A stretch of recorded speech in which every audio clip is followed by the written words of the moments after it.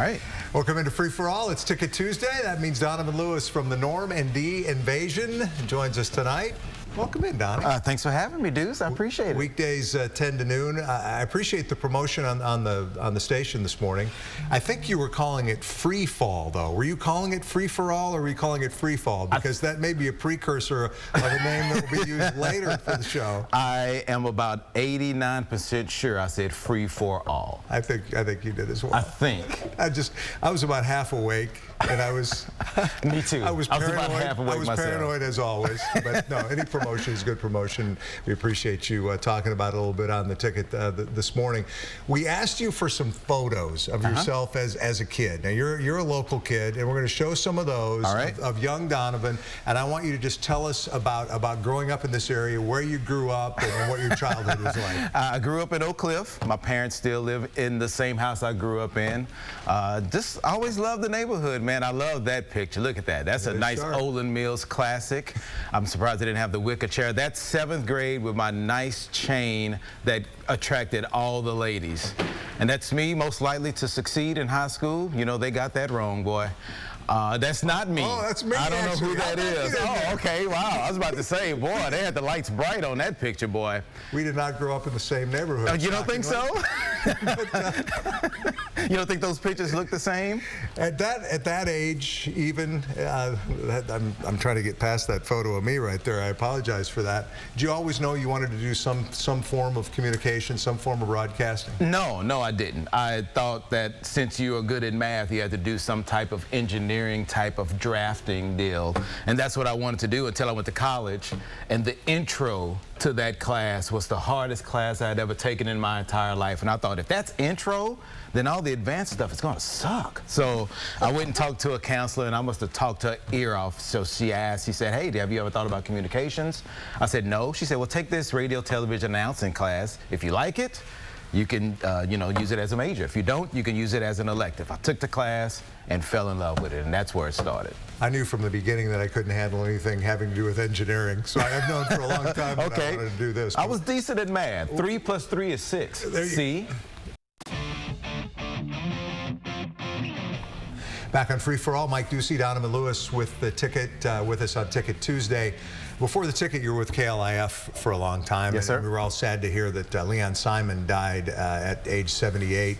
He was a barber in Oak Cliff, had a barber shop, was a frequent caller to talk shows on Cliff, and then later had a show in his own right, and was really a unique personality, and I know somebody you respect a lot. Yeah, it's funny to hear that story, as he called in all the time, and they loved it so much they thought, hey, why not just bring it on the air? And when I first got to KLIF in '93, he was hosting a show with Wally Lynn from 6 to 8 Sports Brothers, and then he actually moved to the morning show with Norm for a few months, and he was always a nice guy. One thing about him, he told it like it was every single time. He didn't bite his tongue for anything. He was a great, great guy.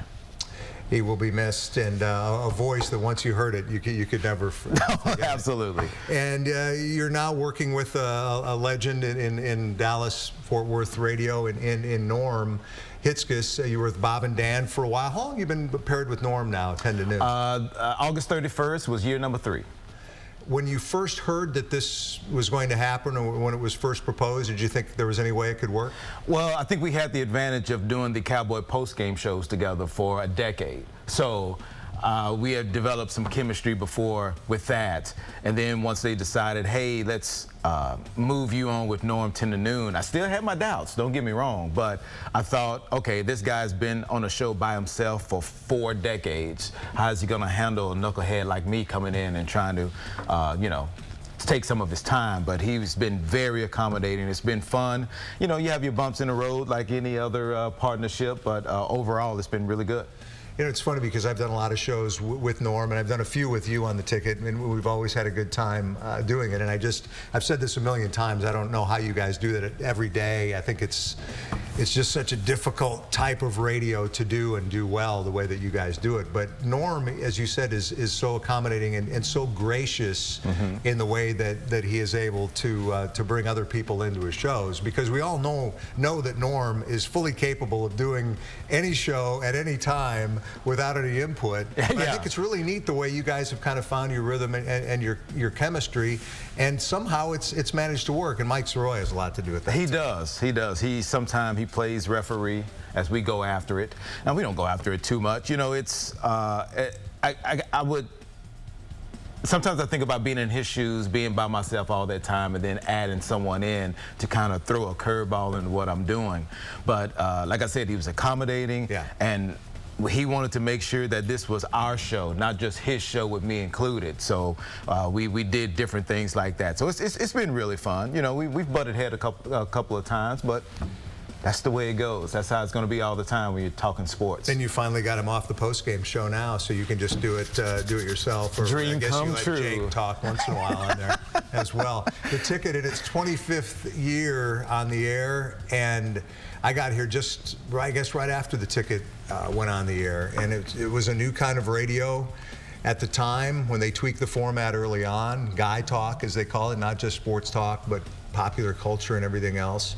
What is the key, I guess, or the secret to the chemistry? Because you saw it from the outside, working at a competitor, and now you're in the inner circle at the Ticket. I don't think a lot of people realize how hard everyone works, because we make it seem like we're just sitting around just shooting it and doing whatever and just, you know, not even worrying about what we say.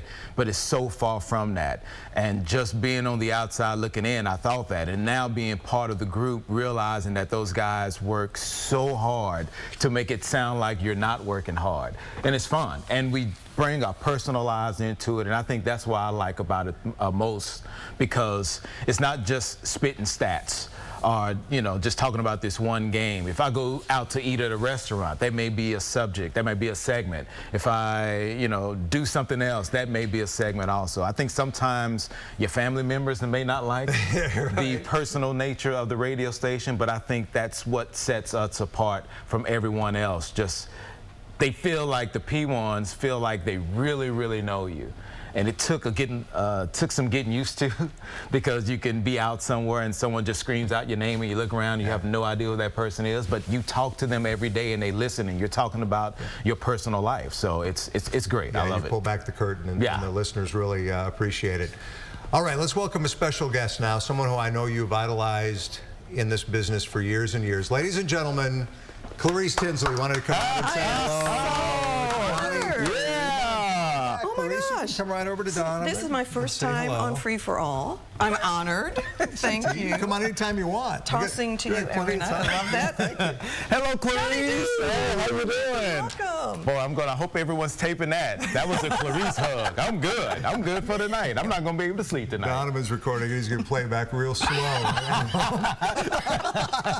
I got to say, I love the picture of you with the faux bridge behind you. Oh, thank you. I think that was my favorite. That was the white collar. I was pretty pimping back then, Clarice. I'm going to tell you that much. That's how it goes down.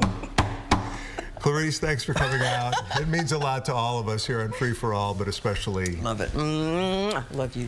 Donnie. We got to take a selfie. Oh, we do a selfie right? as we go to break. Right? Here we go. Absolutely. We do thank Donovan. Do we have to get Doocy? The great Donovan. Weekdays 10 to noon with Norm on the Ticket. Here we go. Love it. We'll be back.